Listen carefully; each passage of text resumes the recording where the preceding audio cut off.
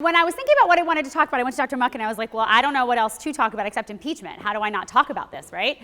But what I was trying to figure out was how to talk about it, what was important to understand. And a lot of what Dr. Muck was able to do is explain to us in this current situation we're in, what are the situation we're in, what are the details that are swirling around whether or not Trump might be impeached. And so what I wanted to do is kind of take a step back and look at it from the top and see where we started with the conversation about impeachment, which, surprise, surprise, starts with the Founding Fathers. And then sometimes in history, particularly I'll talk about Bill Clinton and about Richard Nixon, and how we can learn a little bit about where we are now from those situations, and also how where we are now is quite different from those situations. So starting with Article 2, Section 4 of the Constitution, which is a very small section of Article 2 that lays out for what a president, a vice president, or another civil official could be impeached. Now, this is a very short section, and we've been hearing about this a lot in the news, and in particular, the high crimes and misdemeanors. What does that mean exactly? Well, the initial section actually did not have high crimes and misdemeanors in it. We'll talk about how that gets added in just a minute. But of course, we have to talk about Alexander Hamilton, and not because it's a fantastic musical, but because Alexander Hamilton is the person that wrote most of the Federalist Papers and wrote exclusively the ones about the presidency. And in Federalist 65, he talks very convincingly about why we need an impeachment process. Now, there's nothing in the Constitution nor in the Federalist Papers that lays out how this actually has to happen, except for the House starts it, the Senate finishes it. But in particular, what Hamilton is worried about, and other founding fathers were worried about, is that this one person, this one executive, who was the most powerful person arguably in the world, maybe not then but now, would betray the nation for political gain. He talks about relate chiefly to injuries done immediately to the society itself. That if for some reason the president betrays the public trust for political gain, that injures society itself. There has to be a mechanism by which that person is kept in check in order to keep that temptation, that person from having that temptation. But he's not the only founding father that talks about this. So we start here with Elbridge Gerry. Elbridge Gerry from Massachusetts, who some of you may know as where gerrymandering comes from. High principled man, right? He talks about the need for impeachment because a president could fall into malpractice or neglect of duty. He talks really convincingly in the Constitutional Convention about why we need impeachment when others scoffed at it and said we didn't need it. We should just trust the person. We move along to my favorite and yours, James Madison, who talks about everything that's important about everything. But what he is really worried about, and as is George Washington, is that the president may betray the nation to foreign powers, right? Because we're this new nation, because we're resource rich, because we're getting our feet under us, that there may be temptation to betray the nation to foreign powers. Washington was scared of the same thing. And then finally we see George Mason, an often under-discussed founding father, who also talked convincingly in the Constitutional Convention with concerns of abuse of power. But the way that Article 2, Section 4 was written only said bribery and treason. And so it was actually George Mason who suggested adding the language of high crimes and misdemeanors to cover things like abuse of power, to cover things like what we now know as obstruction of justice, to cover things about, betraying the nation to a foreign power. And so it's in this process of debating the Constitution where the founding fathers not only talk about its importance, add it to the Constitution, but also include high crimes and misdemeanors. But the question is, what is a high crime or misdemeanor? It's a little squishy. We don't really know what that means. Could it be just, not liking someone, right? Donald Trump asked on Twitter in 2014 if you could impeach a president for gross incompetence, talking about President Obama. It's funny how those things come back around. Twitter has a life that never ends, right? And we'll get to that in a minute. But I want to start with Richard Nixon. Now, we could start with Andrew Johnson, but no one wants to go back that far. So we're going to start with Richard Nixon. And so with Richard Nixon, there's a couple of things to keep in mind, and I'm not going to go through all the details of Watergate, but there's some interesting things about the way that it unfolded that helps us see some parallels to what's going on right now. So, for example, when this first starts, now the Watergate investigation lasts years, in fact. But as it starts to come to a head where the House is thinking about articles of impeachment, Nixon goes more on the defensive and starts more engaging in more cover-up activities with the Midnight Massacre, talks about Watergate as a witch hunt. Sounds familiar from what we heard from Dr. Muck. blaming the other party, blaming the media, saying we need to be governing. We don't need to focus on these things on the outside here. It's just a witch hunt for people who don't like me and don't like my administration. He also tells us we need to focus back on governing, right? We need to get back to the topics at hand. But what I argue, and I think others have, so this is not original, is when you fire all the people investigating you, you're probably covering up for something that you did you shouldn't have done. We know that Nixon was a highly paranoid individual who always thought people were coming after him. And so the more he covered up, the more paranoid he became, the more he covered up, and the more he dug himself into a hole, even trying to blame others.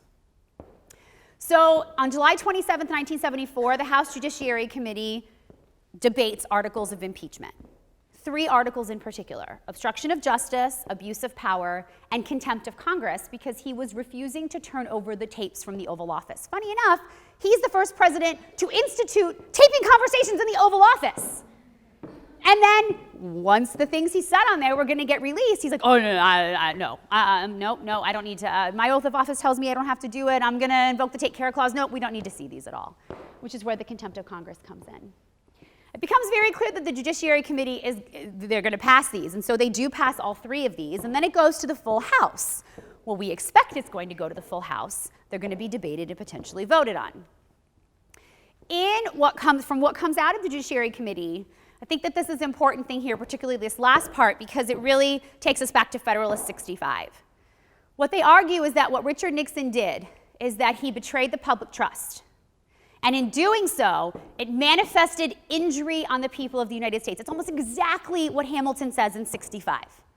Injury to the people of the United States because of this political gain. He engaged in these activities for his own political gain. Then the Supreme Court, in a unanimous decision, says, yo, Nixon, you got to bring the tapes. You can't do this anymore. It's time. We need to see what is on the tapes. And so he's like, oh, yeah, I may be in some trouble here. So he's trying to figure out, okay, I'm probably going to be impeached by the House. I'm definitely, in fact, going to be impeached by the House. And then once we get to the Senate, the tapes are going to be turned over, and they're probably going to remove me from office. So the writing is on the wall. But there's another part of this story that is very important, and that's what his approval rating looked like in this time period. So you can see this goes from 1969 to 1974, and there's like a thing that's happening like here, right? This is where the impeachment is heating up. And we see that very quickly a huge jump in approval and disapproval of the president. If the president is not popular, it's much harder for Congress to go to bat for him, especially if they have evidence to suggest that he did things he wasn't supposed to do. So with the Supreme Court telling him to turn the tapes over, with low approval rating, with the House getting ready to vote to impeach, he just decides to call it. And in August of 1974, he writes a letter of resignation to Henry Kissinger, and then he goes on national television and gives a speech. So before he could officially be impeached, which he would have been, and removed from office, which he would have been, he just bows out. And in particular, there's 3 things in the long speech that I want to point to. At the top here, and I have it kind of in larger letters, he says, it's become clear to me that Congress doesn't like me. So I can't govern. So I don't think this is a good idea for me to be president anymore. Blaming Congress. He goes on to say, America needs a full-time president, a full-time Congress. We're so busy with all of this nonsense. So again, I'm just gonna take one for the team and let Congress go ahead and, I'll put in Jerry and he'll pardon me and we're fine. And then finally, he's still talking about personal vindication.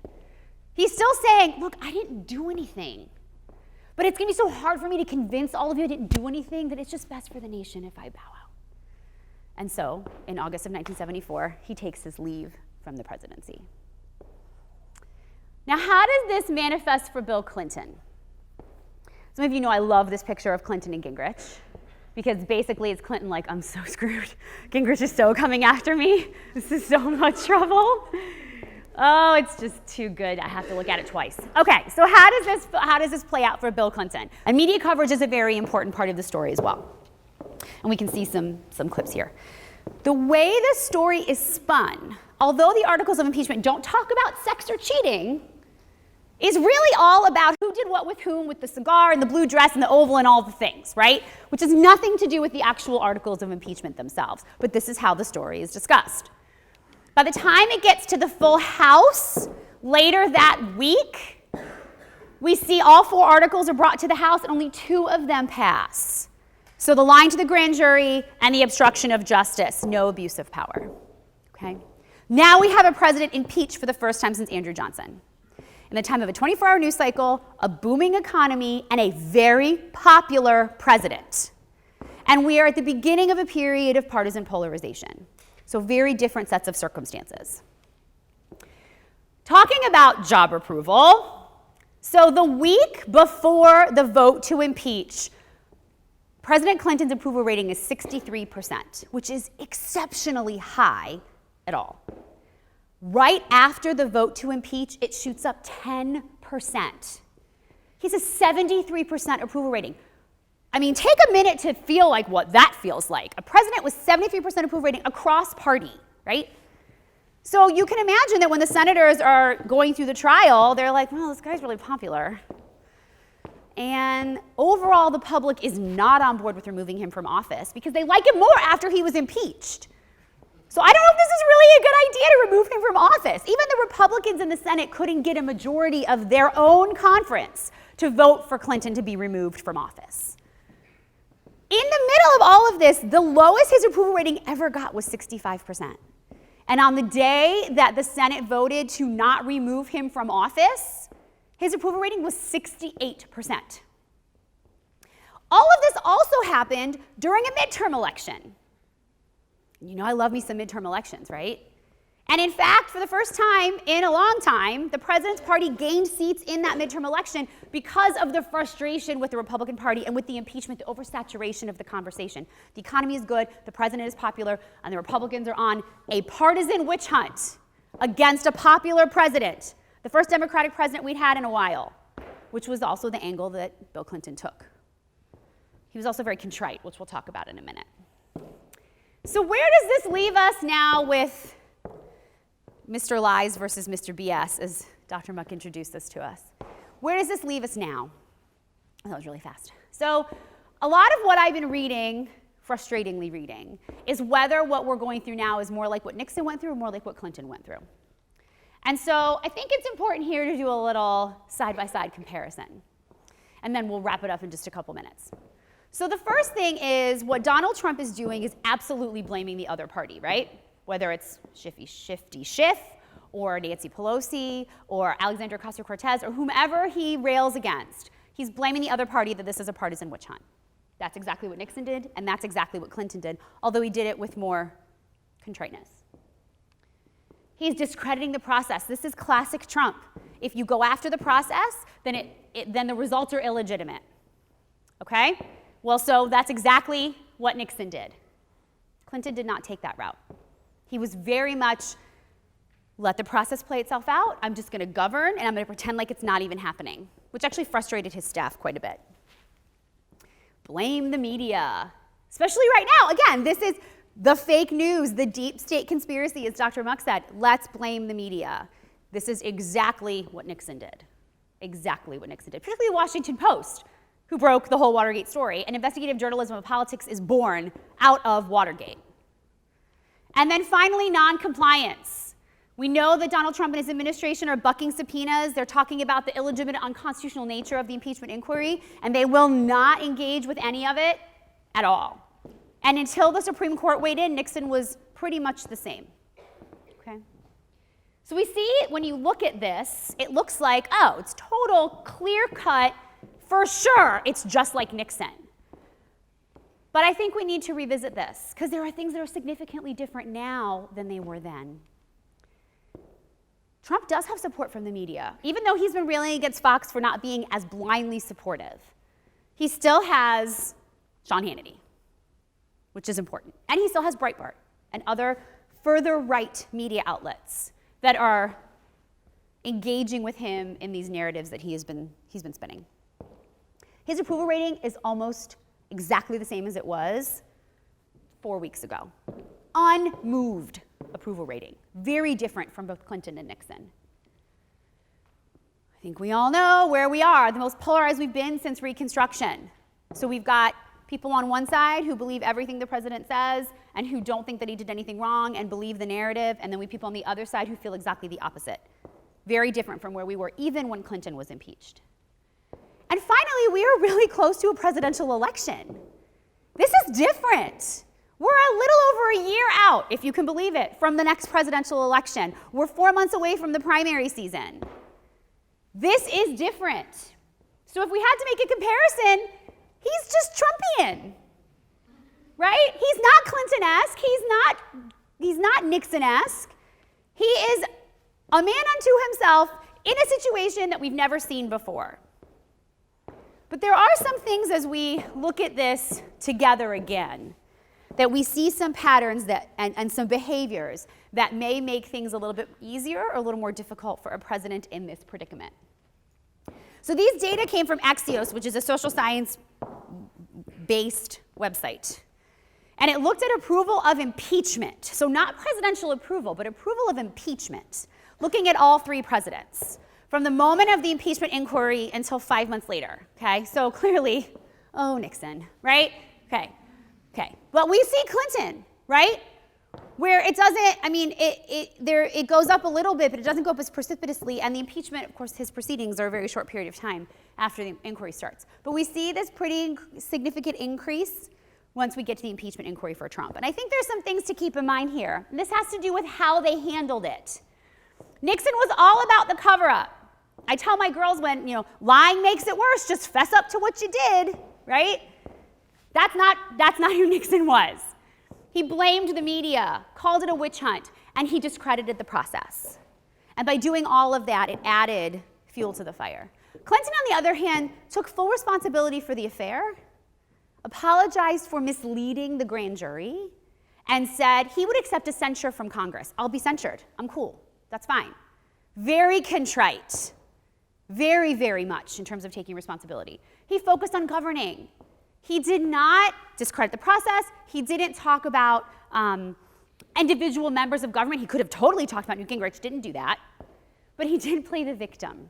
He did this his whole presidency. This is part of the reason why he ended up more popular when he's finished than when he started. He was able to get sympathy from the public while he was going through impeachment, and they hated Kenneth Starr and they hated Monica Lewinsky, but they still loved Bill Clinton. But now we look at Trump.